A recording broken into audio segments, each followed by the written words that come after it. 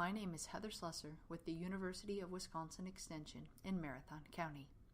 Today I'm going to talk with you about how to plant in a pallet. Pallets are widespread and easily obtainable. Refurbishing them and giving them a second life is something we can do quickly and easily. Using a pallet as a planting tool allows us to create a garden in a space that we traditionally could not plant. To get started, you need a roll of landscaping fabric or a woven bag. The purpose of the fabric is to create a back on the pallet to hold the soil in place. You do not want to use a plastic bag or a solid material that water cannot drain through. You want to make sure that the material is porous so water can get out and away from the roots of your plants. The next item you are going to need is a staple gun. You can use any depth of staple as long as it is long enough to hold the fabric into the pallet. It is also useful to have some extra staples readily available while you're working on your pallet so you can quickly and efficiently refill your staple gun when it runs out. If you are like me, you may want a hammer to help you get the staples completely into the pallet. You will also need a pair of scissors to cut your landscaping fabric down to size. The first thing you need to do is to measure the amount of fabric you need for your pallet. The easiest thing to do is to pretend you are wrapping a present. You want a little extra on each end so you can wrap the fabric around the bottom to hold the soil in place. If you get too much fabric, you can always cut it off while you are stapling it on, or you can fold it over and staple it to the pallet. There isn't a problem with having too much fabric, but if you don't have enough, then you have to worry about the soil falling out. Once you have measured out the length of the fabric you need, use your scissors to cut the fabric. Before you staple your fabric onto the pallet, make sure you are stapling the fabric to the bottom side of the pallet. Right now, we have the top side up, so we have to flip the pallet over to get to the bottom. Before you staple the fabric in place, make sure that you have enough fabric on the sides and on the ends to cover all of the area that you need covered. Once you have the fabric in place and you are happy, then staple it on.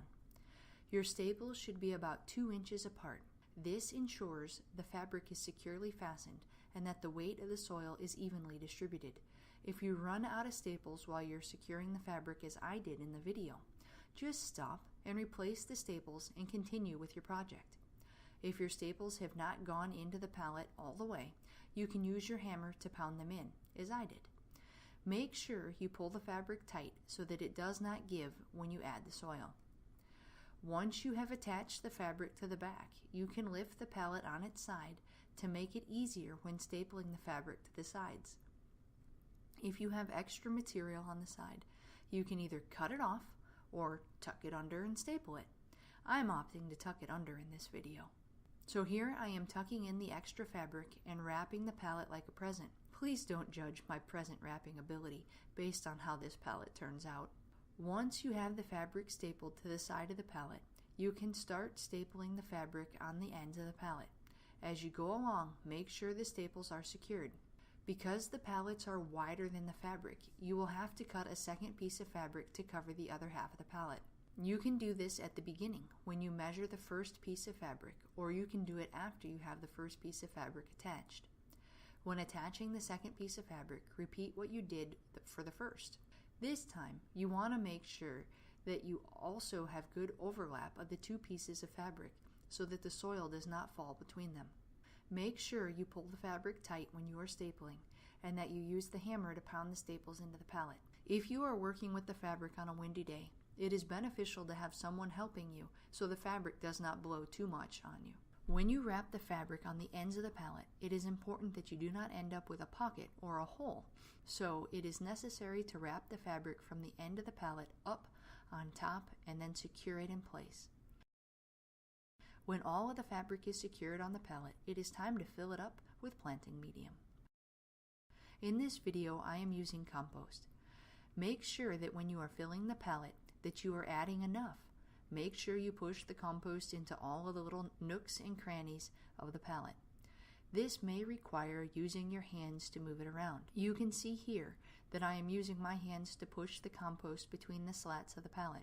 Since pallets are usually made of rough lumber, you may want to use gloves to protect your hands from getting slivers.